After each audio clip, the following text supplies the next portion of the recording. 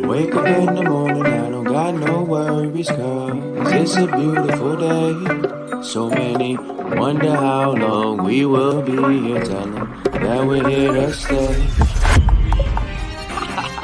Hey yo, let's get it!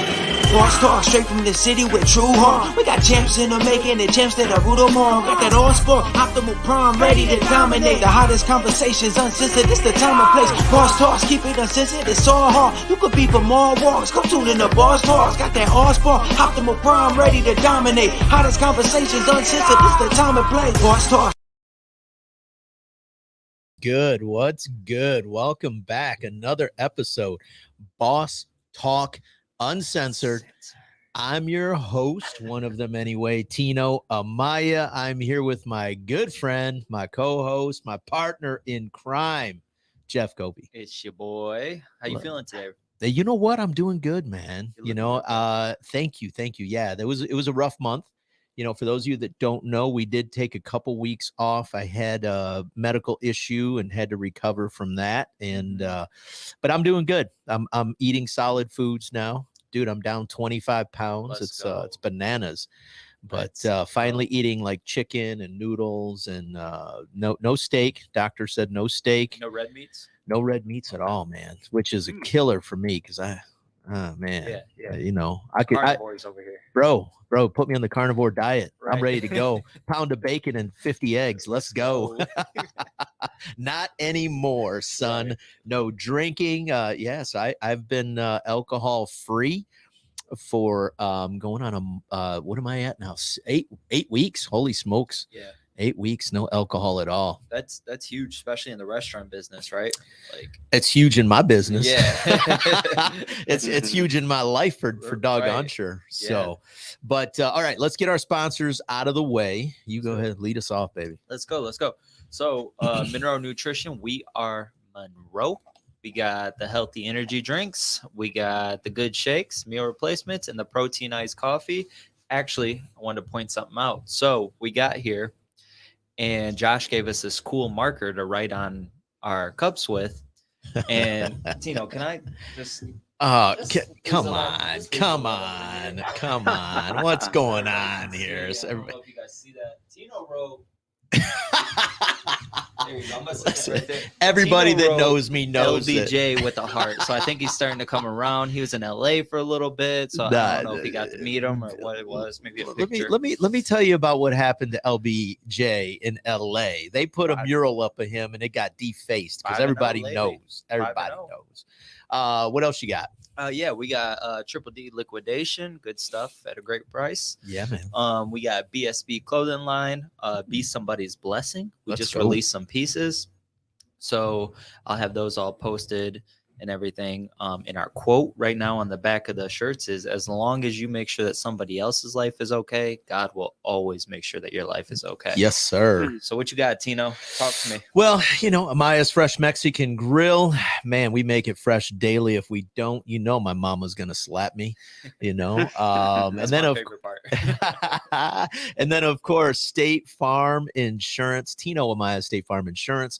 I am personally celebrating 20 years with State Farm. Just got my 20-year plaque. It's been an absolute blessing being able to service the people here in Monroe County.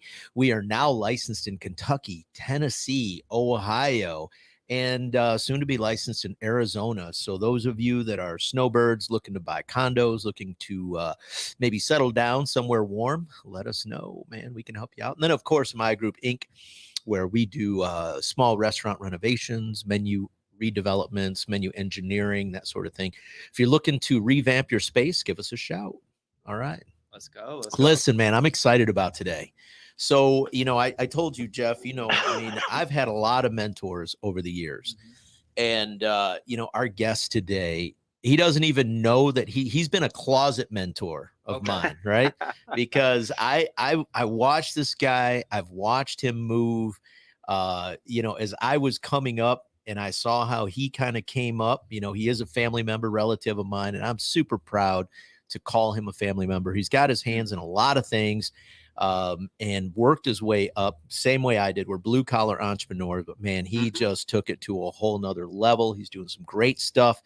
I want to talk to him about employee retention. I want to talk to him about mentorship, because some of the things that he does, and I'm not going to let the cat out of the bag, I'm going to let him describe it, but he's got some mentoring things he does. He's got just the way he treats his employees, man. You know, when I talk to other business owners and they always say, I don't know how to retain. I don't know how to retain. I don't know how to do it. I'm like, man, I got a guy that could probably give you some tips.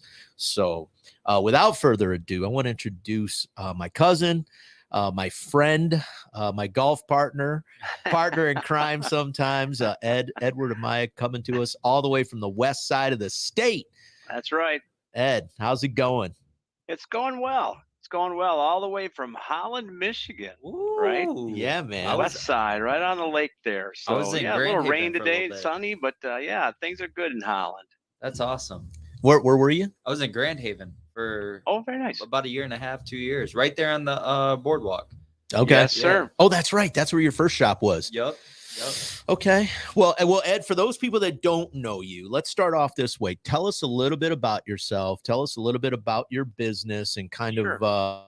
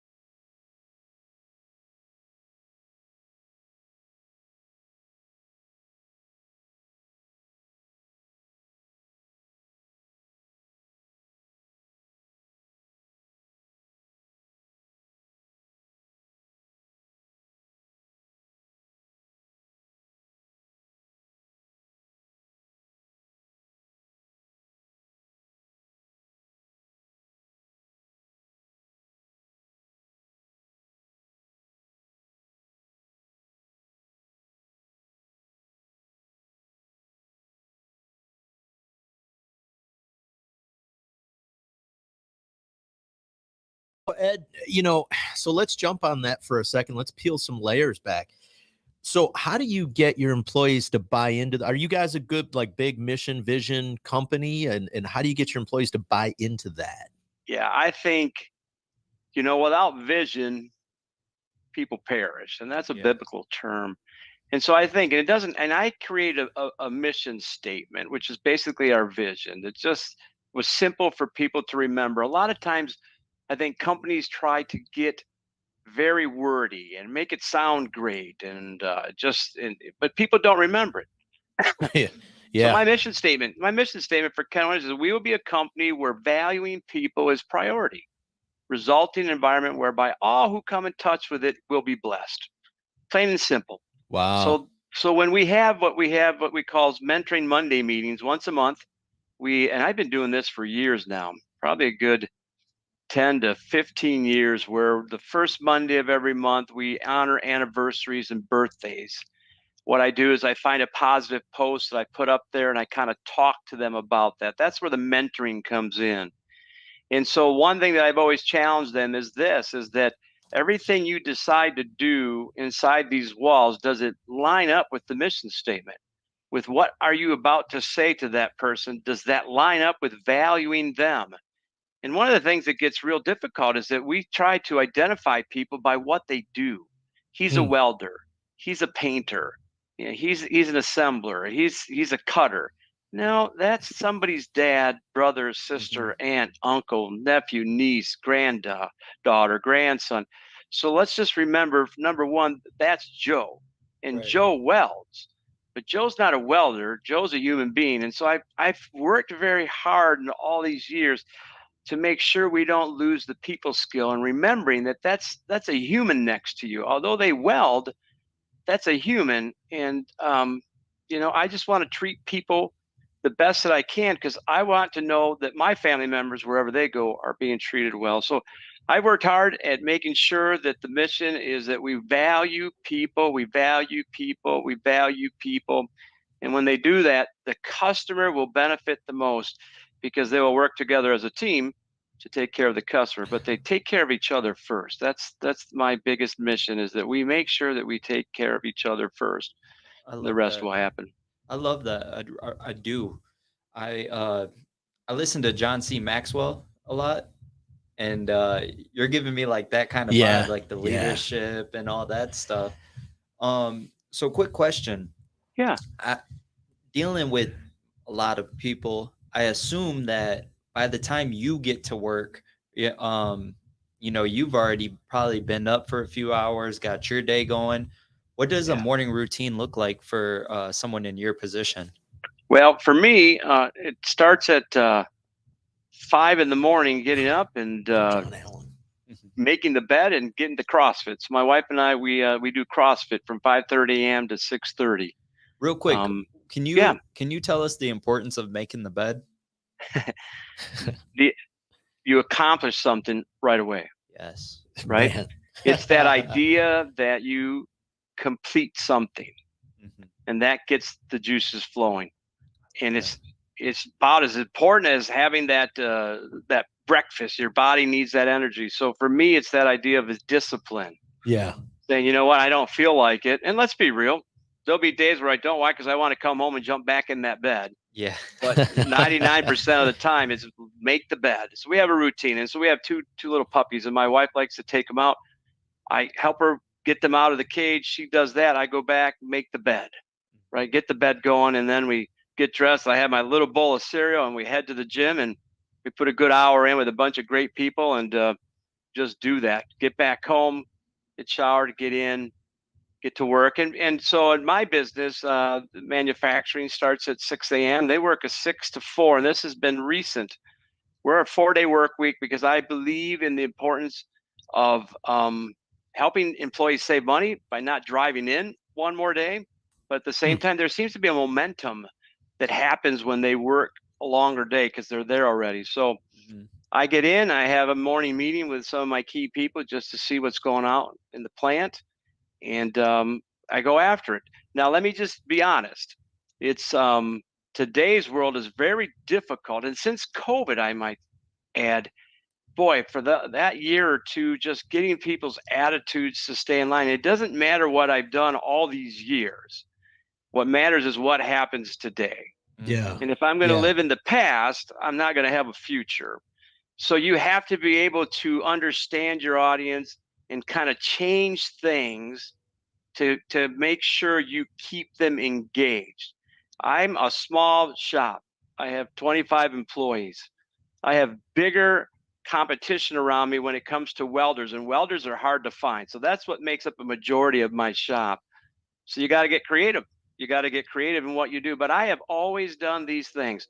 We've honored hams for Easter. We've done turkeys for Thanksgiving. We've done Christmas luncheons. We do spur of the moment cookouts. I send people home early on a day and pay them just because they did a great job this week. I'm very flexible with them.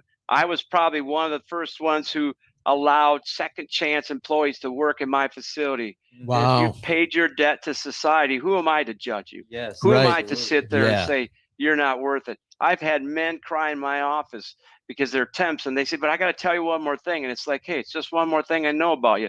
Doesn't change how I love you. So I love it's that. always been that. Well, let It's me been ask you that this. idea. Let me ask you this, because Yeah. you know, in your vision mission statement, you know, you talk about treating people a certain way, and you just explained how that resonates with the you know, with the customer, because your employees are treated a certain way and they believe a certain thing, and so that resonates with them, and the customers feel it. You just mentioned, you know, saying that you love your employees. Yeah. As a business owner, a lot of times we're told to keep that kind of that wall there, right? How do you lead with love, or how do you lead with that type of empathy where you can actually, you know, not figuratively or not, but figuratively, yeah, wrap your arms around someone and say, hey, man, you know what? It's one more thing, but I still love you, and you're an employee. Or how do you do that and kind of like keep that space between you? Well, it started by actions, right? They see me as a kind person. They see me giving. They see me um, understanding the situation. I had an employee who was having an issue with her daughter, and happened so this was about a year ago. The daughter was out in the parking lot. The mom went and got her. I said, "Hey, bring her in." And so I had a conversation with them, and I got them to forgive each other and to love. And Wow. that daughter's doing phenomenal now. She thanks me every day. Thank you so much. But it started with action, Yeah. and then they wonder, well, why do you do what you do? Then that opens the door to talk about, well, I believe that love is the greatest thing that we can do. It's not a sexual word, it's Yeah. a relational word. Right. And there's nothing wrong with saying, I love you. And I said, so I want you to understand that all that I do here isn't because I like you, it's because I love you. Yeah. And Wow. I want you to hear those words. I want you to hear those words, that it's okay to say those words, because I have a lot of folks that are on my staff that work in manufacturing that had some hard backgrounds. Right. And I think the thing they lacked the most was just hearing, I love you. Yeah. You're Yeah. okay. Now, I want to make sure you understand something. I'm about mentoring. Mentoring means that I will continue to work with you and I will lay the groundwork, hoping and expecting to see you become better. But if me doing all this just enables you to continue to be who you are and you choose to fight the system, well, then decisions get made. Right. Right. Yeah. Yeah. So I'm a mentor, I'm not an enabler. Wow. Right. And that's the difference. We enable when we allow behavior to stay the same, even though you've poured into, you've had many meetings, you've given flexibility, but the results are not different. Yeah. Mentoring means I do these things and I see a change, Right. and I see you continue to grow, and I will continue to work with you, because it's important that we value. And at the same time, it just takes one bad apple and it can ruin the whole batch. It's kind of like a cancer. And I Yeah. don't say that Yeah. lightly. Yeah. It spreads, and it can Right. spread very fast. So You know, and I see that in my industry, I'll be honest, because we get a lot of second chance individuals, and you know, the restaurant industry is littered with it, right? A lot of people that just, you know, don't even realize that, you know, man, these guys are, they, like you said, paid their debt to society. They're just looking Yep. for another chance.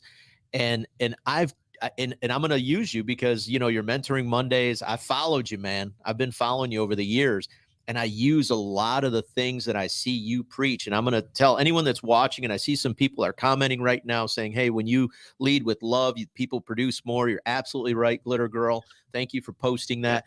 But you know, I've used a lot of the things you say, and I can tell the people that are watching this right now, look, listen, this guy is not just saying it, he practices what he is preaching right now. Jeff, did you have something? Yeah. You know, I'm newer to business and everything. I'm only going on year 2, right? But sure. I've been open to mentorship and personal development for 9 years now. And something that the connection that I was able to make, just bouncing off of what you said, is there's this book by Gary Chapman. It's called The 5 Love Languages. And I read that book, but every time I've read that book, it's opened me up to realize that it's not just about a relationship as far as a boyfriend, girlfriend, or whatever, but it's relationships with people and how they receive love, information, Right. everything. And you can use those same exact traits and teach people things in business, things in the work environment. So what you just said was like confirmation to what I was thinking, all this time. So I love that. Let me just share this because it just came to mind. The biggest thing that a business leader owner can do is to be human. Yeah. Is to admit, I screw up. I tell my company this. I said, listen, Kenowa Industries will never be a perfect company. Well, why is that? Because I work here and I screw up. So I ruin it for the rest of you. So if you think that we're perfect, we're not, because I work here and I ruined it for everybody. So I'm sorry. So when they see the owner willing to admit, they've seen me cry in front of them. The humanness is what they're looking for. And then they know that I mean what I say and I say what I mean. Yeah. And so whenever I'm confronted with a decision that could favor me or favor the employee, I will always favor the employee, because in the end, people are your greatest assets. Yeah, I love that. You actually had that as your license plate. Yeah. And my wife gave that to me for a birthday present. And then later on, I thought about it. She goes, I think she did that so she'd know where I was at town when she saw my Sequoia. She goes, that's where he's at. So, you know what? But I remember you and I went on a golf trip and I kept staring at that stinking that license plate. And I said, okay, like, what does this stand for? And man, it hit me like a ton of bricks, because at the time I was a newer entrepreneur and I was hiring people, and you said, man, people are your greatest assets. I've never forgotten that. And it hit me like a ton of bricks. And I've carried that with me for years. And I actually just said that to someone the other day. But let me ask you this. So let's back up half a step. So you got to Kenowa and you started as a sales manager. Did you actually inherit the team there, or were you able to build your own team, or how did that transition work? Yeah. So when I was there, I was the manufacturing manager. Okay, sorry about that. Yes. Yeah. So I ran the manufacturing, and one of the things that this company was lacking was continuity between manufacturing and in the office. They saw my resume. They saw that I was kind of the social director at my previous job of 12 years. I put together the golf outings, the Christmas luncheons, because I was always about people. So they thought I didn't necessarily have a lot of manufacturing management experience, but they knew I brought that characteristic. So I came in on that. So yeah, needless to say, when I came in, this company was probably about 48 big. Wow. And they were just humming along. And then when I became president, and I started there in 2003, I became president in 2006. I obviously had to do a lot of cutting of the fat. Yeah. The recession was coming, the whole bit. So where we had a sales force of 5-6 people doing about 5 million, I now have one guy who's my sales guy, and we're still doing 5 to 6 million. Nice. And we're doing it with half the people. Yeah. Right. And so for me, what I got to do is inherit people who embrace the vision, who embrace the idea that we're going to value people first. And I say this to people. I have a ministry first and a business second. Yeah. Wow. That's how it is. And you don't hear that very often. Like to hear that or not, but that's what it is. Ministry first, business second. The ministry will take care of the business. And the fact is, so that's been my call, right? That's been my mission, is to I own a business not to see what it can do for me, but what I can do for others because of it. Yeah. And that's the model that I live by. And that's what I continue to do. So yeah, the sales force that was there is no longer there. Through attrition and not rehiring those spots, because when you have a small pie, less people, bigger pieces. And so I run a business that way. And so I have guys. I've got a 25-year employee. I've got one coming up on 20 years, another one, 18 years. So we've been able to kind of retain some employees. Now, some people go because I also encourage people at the Mentoring Monday. If this is not what makes you happy, then let's find what does. And I will give you the biggest going away party there is, because I just want you to understand life is short. Yeah. Don't think you're stuck. You always have an opportunity to better yourself, and take it from me. I don't have the degrees. I'm school of hard knocks, but I always said there's something better. You got to take risk. You go after it. And I've had some employees who have left, taken that to heart, and that's okay. And then I've had some employees who come back and say, you know what? I did, and I thought, but I'm so glad I can come back and opportunities here, and it works. So, Yeah. you know, I just that's just the key. I just cannot get off the focus of people. And in today's society and world, you have to do that. And so I post a lot of things on Facebook, not because I need attaboys or pats on the back, but I'm trying to be a living example of other places. So even if you're a manager or maybe you're a supervisor, there's always things that you can do. You don't have to have a big budget. A lot of times bigger companies, they cut everything. You know, my wife works for a major furniture company. The things that they've cut out and taken away from the employees just amazes me. Right. Because I sit there and go, these are not the times. But when you're publicly held, there's a lot of pressure to make sure the shareholders make their money. That's a nice thing of being privately held. Right. I can make the decisions. I can decide what to do, when to do it, and how to do it. But my focus has always been about the people. They are your greatest assets. I don't care how good equipment you get or how big of a building you get or how fancy your cars are. It takes people. Yep. It still takes people. Absolutely. So I want to ask you something. This is a little deeper, but I believe it's not, you know, anything that you wouldn't be able to answer.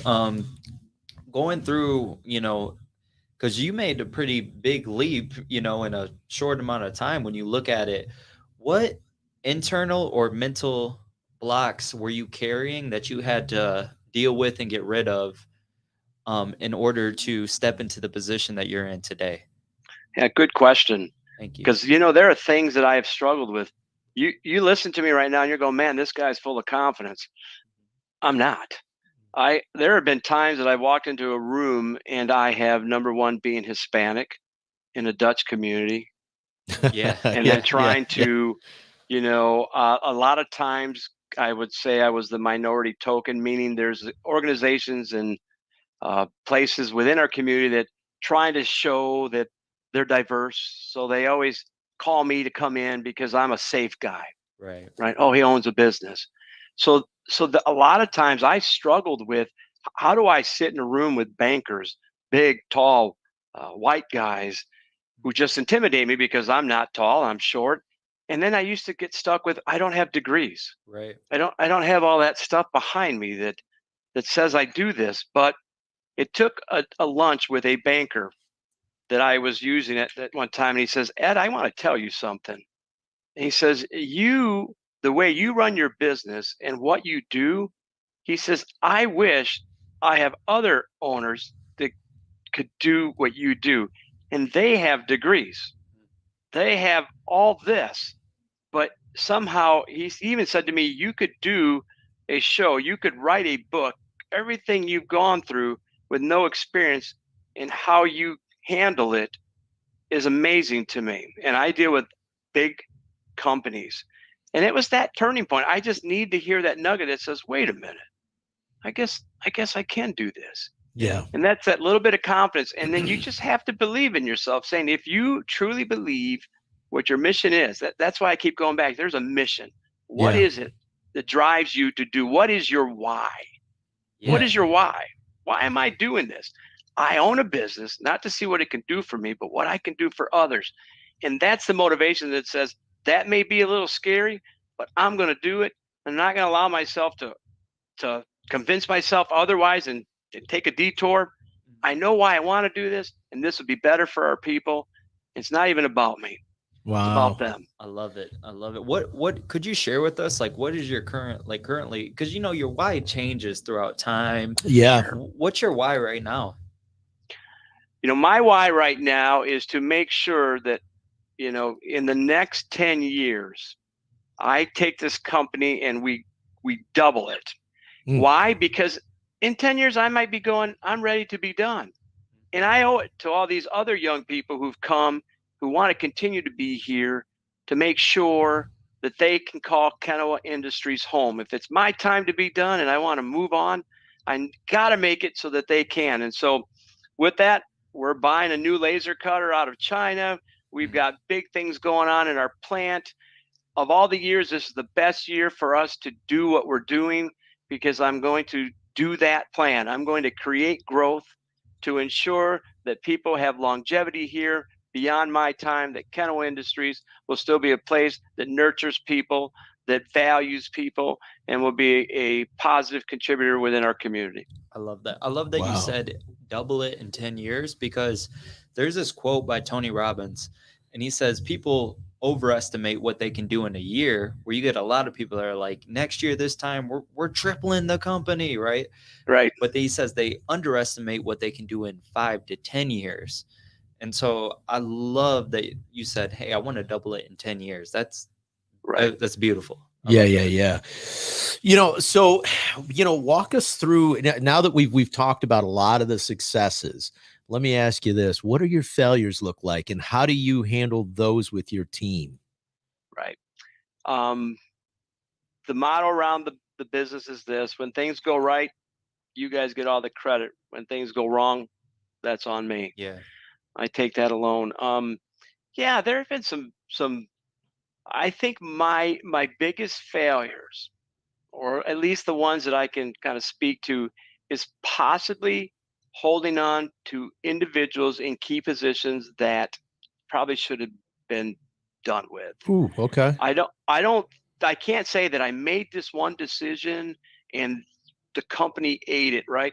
Yes, we've had customers that I've agreed to do work with, and then they fell short and we didn't get paid 150,000 here, or we didn't get paid. Yeah. But for me, it's the idea of, as much as, that saying that your strength can become your weakness. Yes. That's the thing that I have to balance. And be sure of this: the older you get, the more compassionate you become. But you also have to remember there's a business here. Right. Yeah.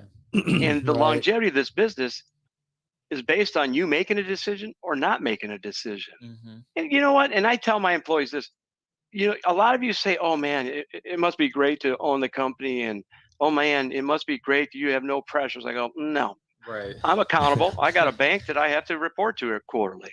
Yeah. They look at my business, and I said, in the scariest place, the loneliest place is at the top. You know why? Because I know that in a matter of a moment, I can make a decision that will change your life for the Wow. better Yeah. or for the worse. And Right. so I walk very gingerly, and at times I might walk too gingerly, because I'm always about believing in people.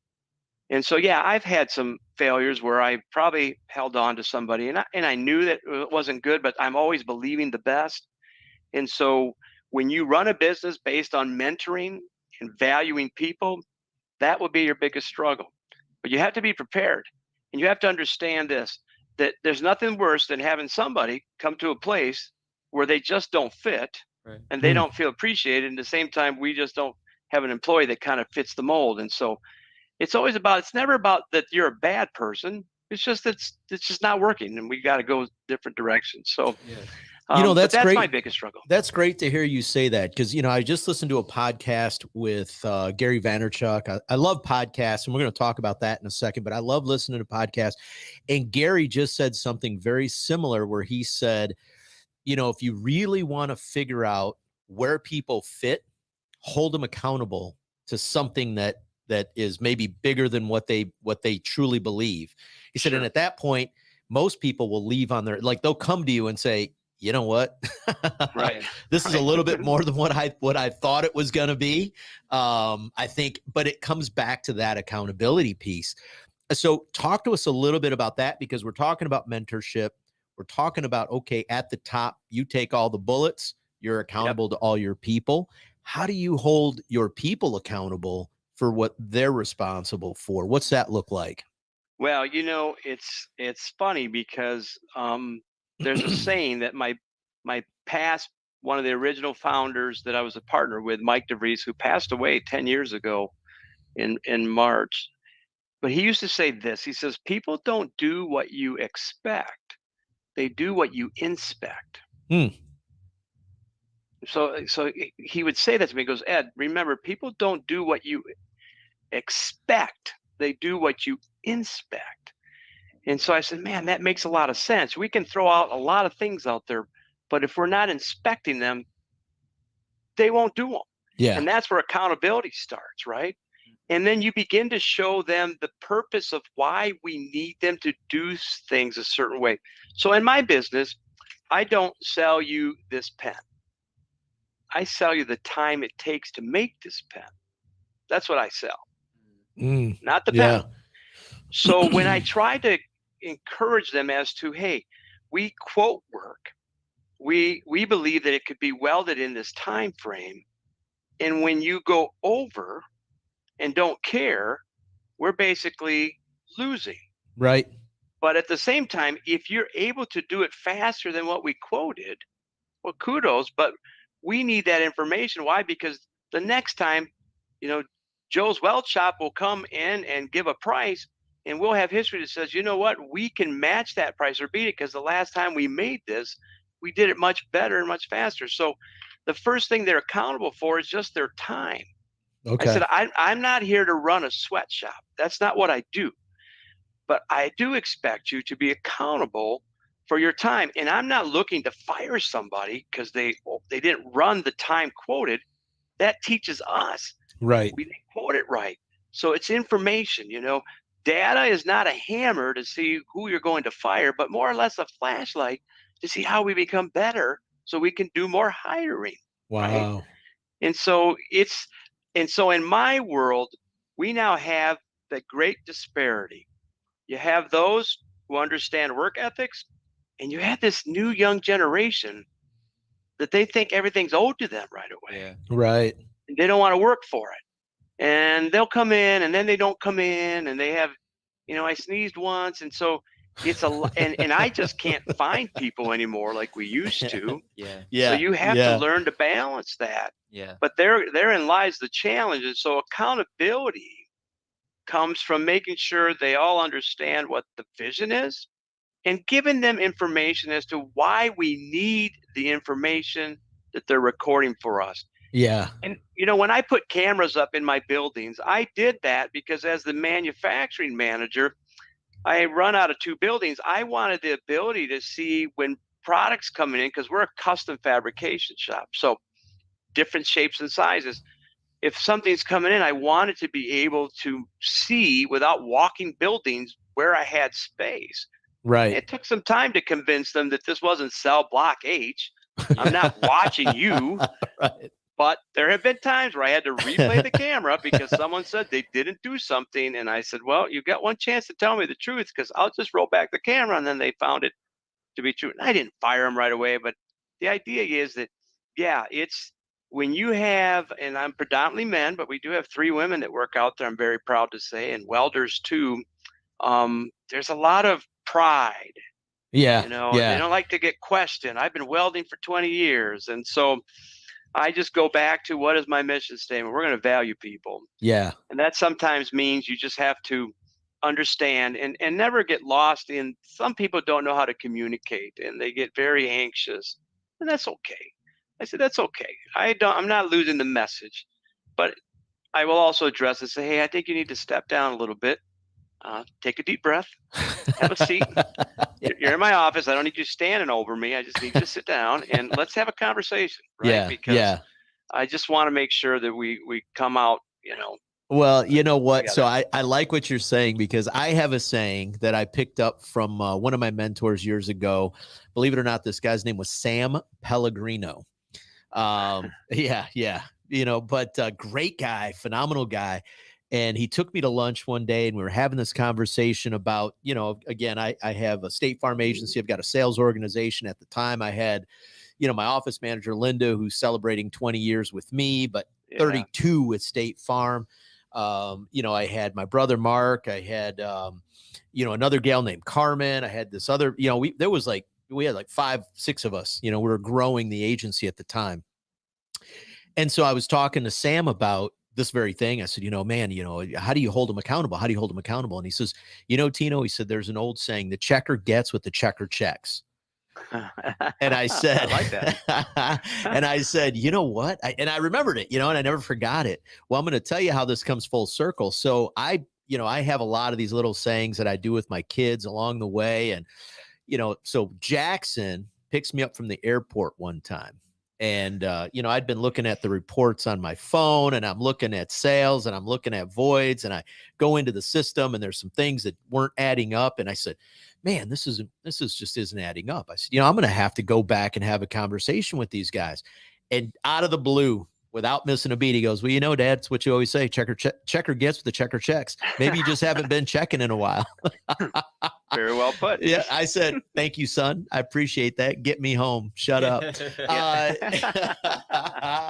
But you know what? So here's what I like that I'm hearing, though. So at the same time, you're very empathetic. You lead with love, but then there's also that side of you that's like, I love you, but here's the line, right? And so now you're showing us where that line is with the accountability. Talk to us a little bit as we continue to move on. What would you consider the most important thing for you in your industry, or any business owner, as they're trying to implement this mentorship leadership style? What's the most important thing you think they need to do with their employees to get started? Well, first of all, you have to have a person that has patience.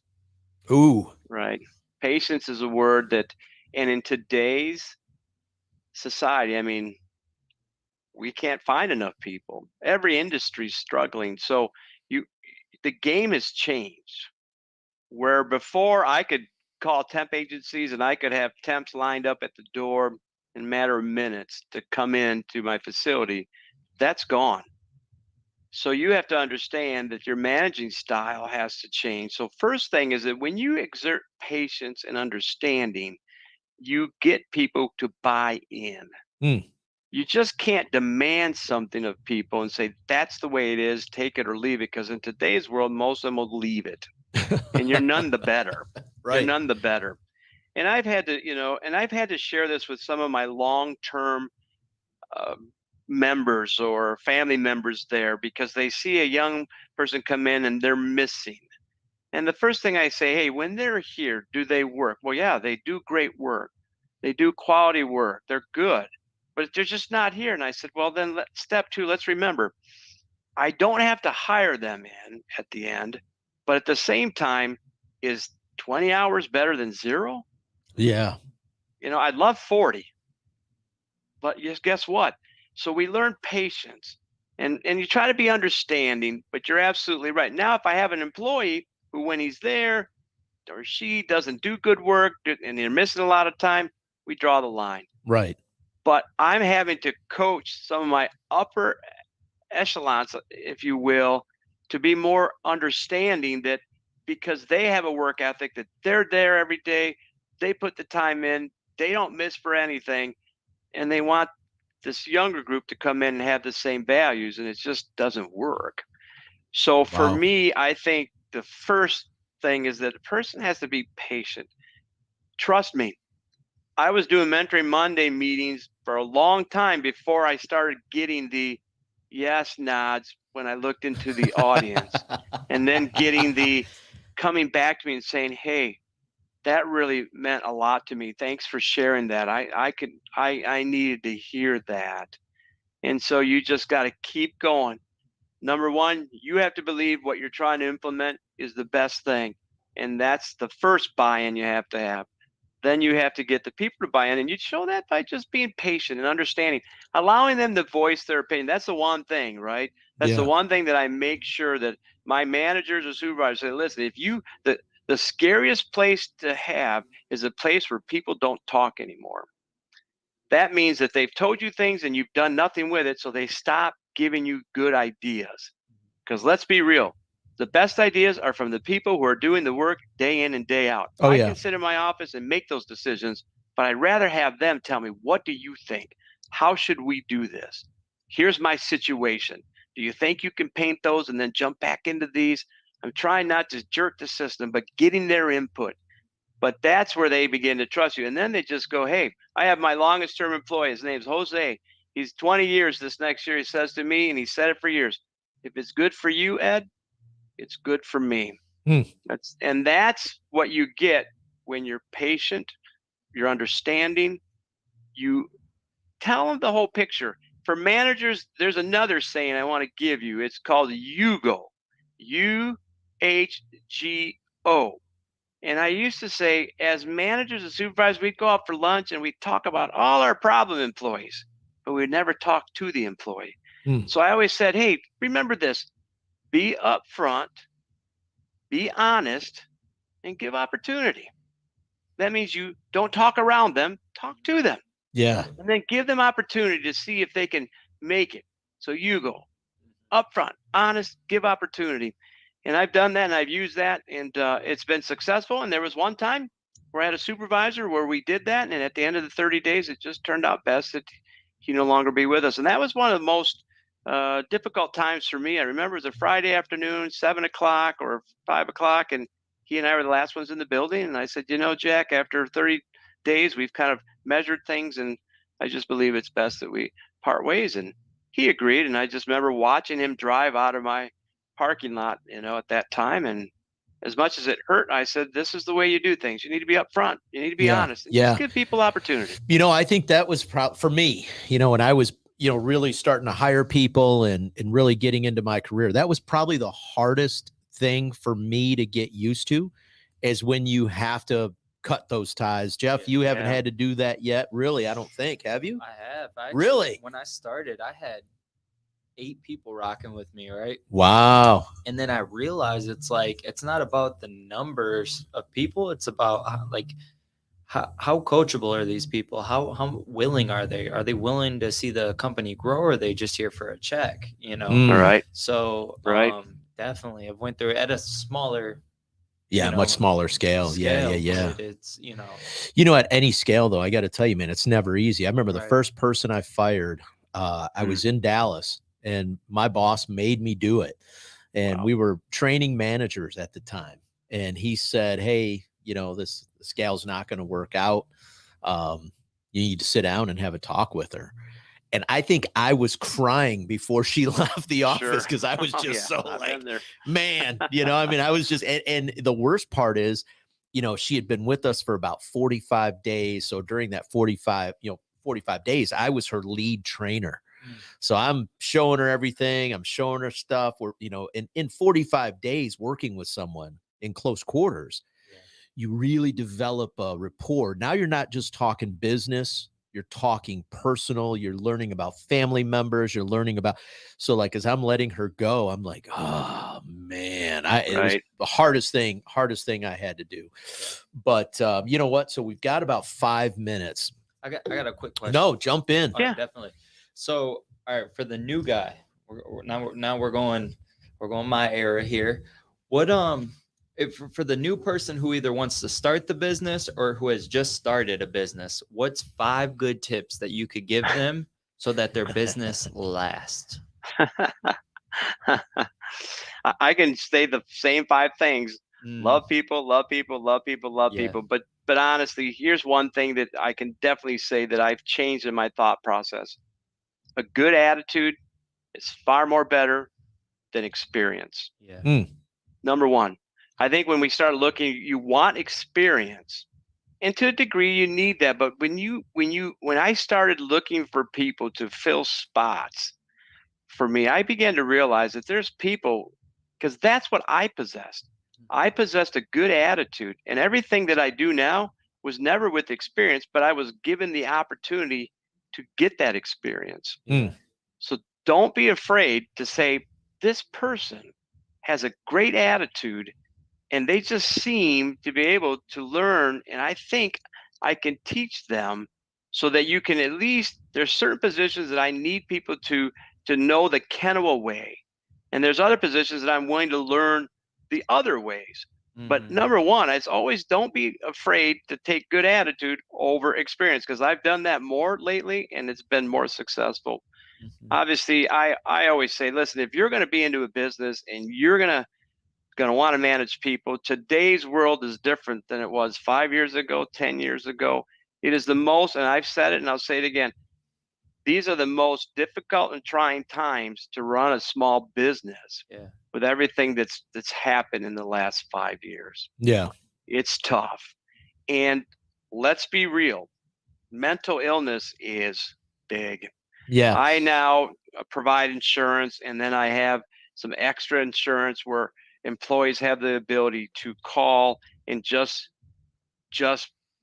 let it all out, and it's being used. Wow. It is amazing, just amazing what has happened since COVID, when here in Michigan a lot of employees were kept. You could only go to work, or you couldn't, and you couldn't do things. And I just remember having to really work hard at keeping the attitudes positive and keeping people focused on, don't control what you can control and don't worry about the rest.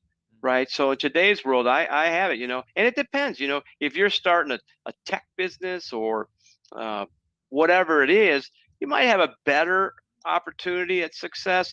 But right now, it's just, for me, from a manufacturing side, people are hurting, and they don't all come 100%. Yeah. So you've got to be patient, and you got to understand that, if you want to build a business, it takes people. Yeah. Yeah. It's just tough. And let's be honest, I'm going to be open and honest with you. I've questioned my own mental capacity. Yeah. I've thought about this, as a leader, the one thing that you always have to be is positive. Yeah. Yeah. Yeah. Why? You have an employee that passed away. I had my business partner, Mike, pass away. You get very limited time, because if you start looking like you don't have it together, and you just, people know you're human, but they feed off that. Right. So as a leader, you have to be somewhat of a rah-rah guy. You have to be the one that sees the positivity in every situation, doesn't diminish what's happened, but gets people to focus on what can happen. Yeah. And so I apologize if all I'm talking about is people, but that's No. the I love experience it. that I bring for 20 years. And I was managing people prior to coming here. So I've had probably over 30, 35 years of managing people, and understanding that some people you have to say attaboy every day. Some people just show them what you need done and leave them alone. Yeah. And there's so many different variables, but I have never faced so many situations as I have here in the last year and a half, where people are just not there. Wow. And yet I make sure that when I offer, I just had one of my female welders 2 weeks ago. We had a kind of a performance improvement plan follow-up, and this was the last one, because she had gone through some things and we required this, and she came out strong. And she said to me, "Thank you so much for doing the insurance that you do and adding this on, because I'm so much better for Kenowa now." And I said, "Well, let me stop you there. Me doing that has nothing to do with Kenowa. It has everything about you, because I just want you to have a happy life. Yeah. And you might find in this happiness that what you're doing at Kenowa is not what you want to do anymore. Right. And you'll figure something out. But my focus is always about the people. And trust me, we're benefiting from that. This year we've had the biggest backlog to start the year we ever had. We had 4 million in backlog, and that was 80% of what we did all last year, the first 2 weeks of January, and more coming. And we just got a lot of good things. And Wow, I that's think awesome. a lot of this is good because people have stuck with Kenowa Industries. I continue to move the playing field and do the things that I need to, change the working hours, try to be more competitive so I can compete with the bigger people. They love the 4-day work week. I think there's studies that show one less morning of waking up to alarm clock is good. Yeah. It's proven itself. We're doing great. So That's awesome, man. All right, I got a Yeah. couple more questions, then we're going to wrap up. One of Yeah. those things is, so, with your morning routine or with your routine in general, are you a book reader? Are you a podcast guy? So I was hoping you wouldn't ask me that. I'm not a book reader. And I very rarely Wait. I bought you a book like a few years ago. You never read it? What in the world? I might have, but I forgot that I did. So let me tell you where I am so community focused. I serve on multiple boards. I serve on the Community Foundation Board for Holland, which impacts our community. I serve on the committee that decides which organizations we're going to give money to, a school boards, a hospital board. And through those connections, I meet a lot of great people. Yeah. And I'm that guy that just loves, like tonight, I'm going to walk away being a better man just listening to you guys and asking you to kind of talk out loud. So yeah, I don't find myself a lot into books. I just find myself in community, having coffee, lunches, serving on big boards that have some pretty prominent people who you rub elbows with, and you just can learn and talk. And I used to be part of a manufacturing roundtable group, which was awesome. And but those are the things that have kind of contributed to where I'm at today. I can't tell you the last book I read in full, and I'm not against that.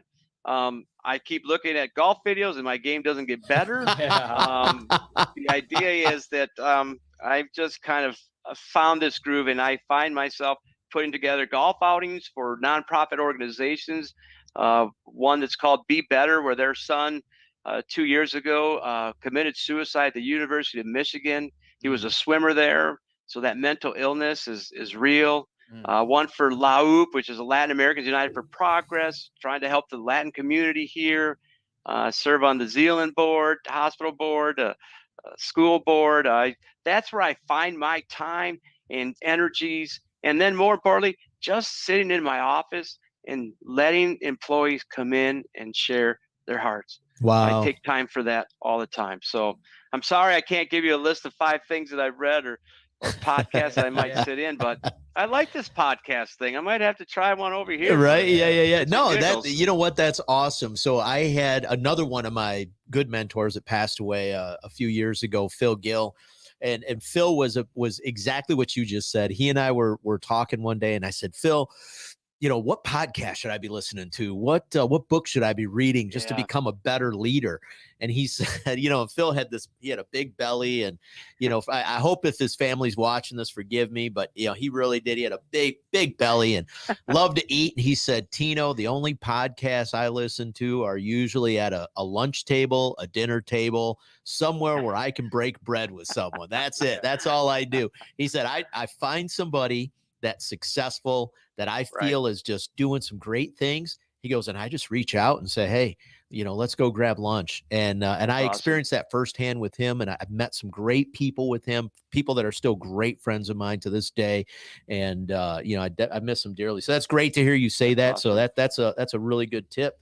Jeff, what do you got? Yeah, I just really want to thank you because, you know, myself, I've never been necessarily the best at anything, but I've always been somebody that loves people and loves people for who they are, and have always seen like the best in people. So just hearing what you're saying just gives me confirmation to like just keep being that and keep walking in that. So thank you so much for coming and pouring into us, because this is definitely gonna be one of the podcasts that I watched back a few times. Oh yeah. Awesome. Yeah. You know, we have another really good friend, John Allen. I'm going to shout him out really quick. He owns a car dealership down the street. And you guys, a lot of what you were saying aligns with a lot of what he said. And I've probably listened back to that podcast about 3 or 4 different times, and I've taken notes, because it's just like, man, it's just some great nuggets. So I want to thank you for coming on. I want to thank you for being a part of this. Any parting words for, again, now aspiring young entrepreneurs that are looking to build a team? Any parting words for them? Yeah.